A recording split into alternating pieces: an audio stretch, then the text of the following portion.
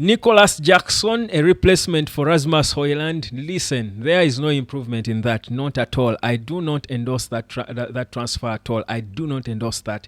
But we're here now. Man United is seriously considering him because it's one of the Premier League clubs that are monitoring his situation, according to reports. But also the situation of Jadon Sancho and moving to Juventus is beginning to take a good twist for him and Juventus, but not a good one for Man United. I'm going to tell you what. Drop a comment and let me know your views about the whole United situation and especially whether Højlund is worse than Jackson.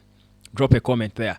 But have you come? Have you booked your time? Do you know how to get money from the internet? Have you started at least building your wealth?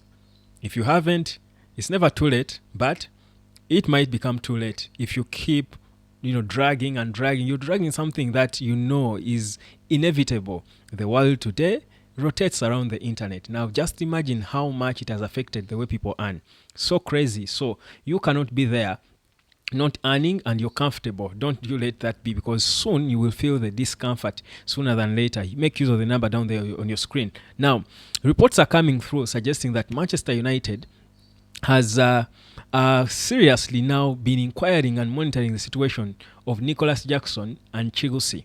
Now, we know that United, you all want a striker. We know that Nicolas Jackson scored more goals last season for Chelsea than Højlund did for Man United. He scored 10 and assisted 5 times in 30 games. That's 15 goal contributions. Not brilliant for a guy who was the lead striker. There is nothing really to be so amazed about by that. The previous season, he scored 14 goals and assisted 5 times in 35 games. So he played 5 more games than last season. But for me, that first of all shows there was no significant improvement, because if you scored 4 goals less but 5 games more in the season you scored the 14, really there is no really proper significant improvement in your performance, is there? But besides his talent, and I think Nicolas Jackson has got the talent to be a top footballer. That's why he's at Chelsea anyway. He wouldn't be there leading the line for them for even half a season, starting ahead of Christopher Nkunku and everyone else they had as a striker. But my issue with him personally is his temper and his attitude and behavior. I don't like it. Honestly, I don't feel him. There is something I don't like about how he behaves, how he's selfish, how his facial expressions, how he frowns. He just doesn't do it for me. That's one. But away from that, a reject of Chelsea joining Man United at this point in time when we are all excited about rebuilding a club, having something good and exciting, I don't think that would be smart and ideal of Ineos if they endorsed such a move, because what if it doesn't work?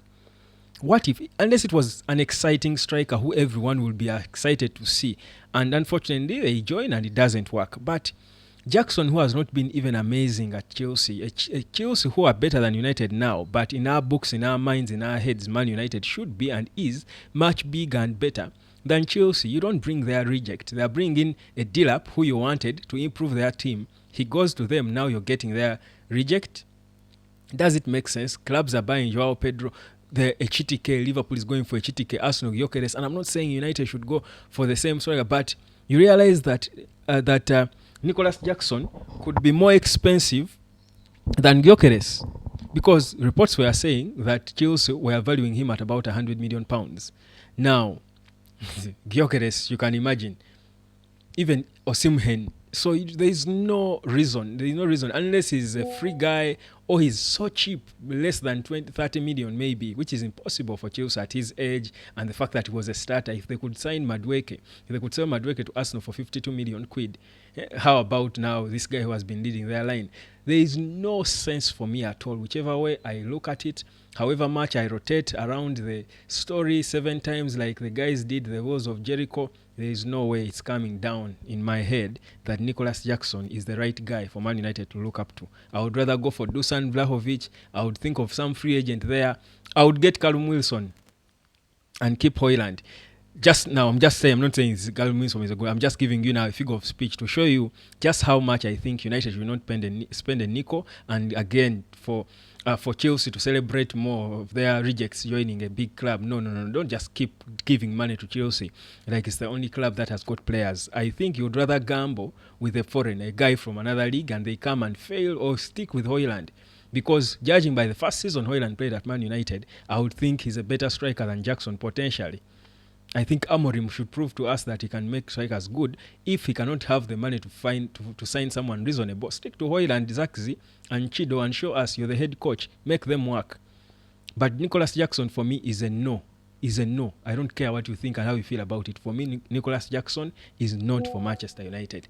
Let me know what you think. Now, Sancho to Juventus. The talks now suggest that Juventus are still not content with the asking price of Man United, 25 million. I think United doesn't seem to want the idea of the swap deal and what they want cash.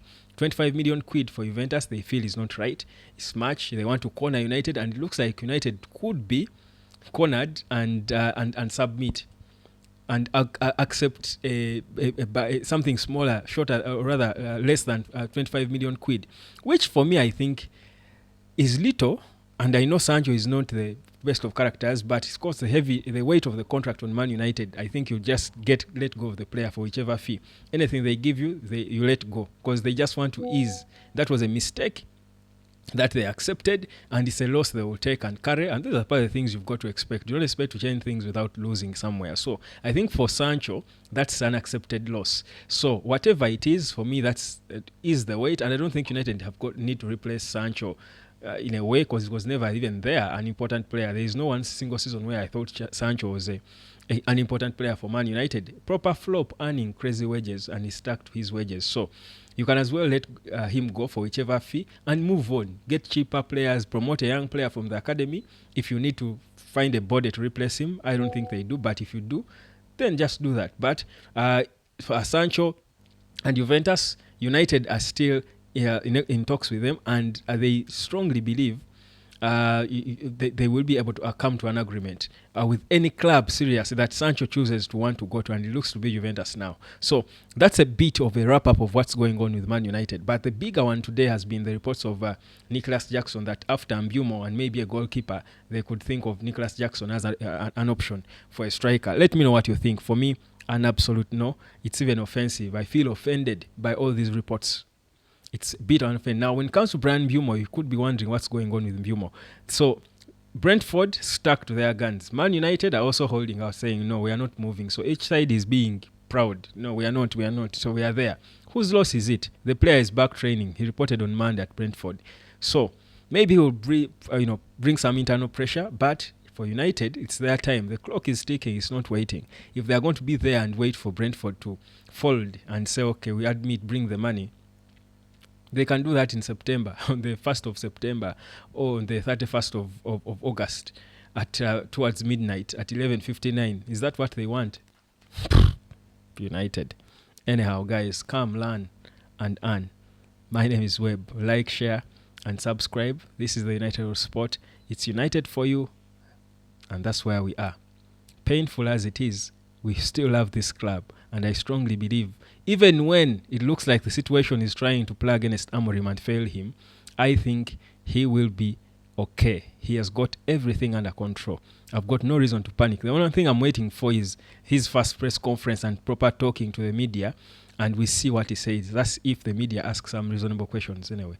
If they don't keep asking about Marcus Rashford and Sancho not training, them not seeing face to face, because Rashford and Sancho and Garnacho actually train after everyone else has left. The guys come early afternoon, they leave, go home, Amorim and his players.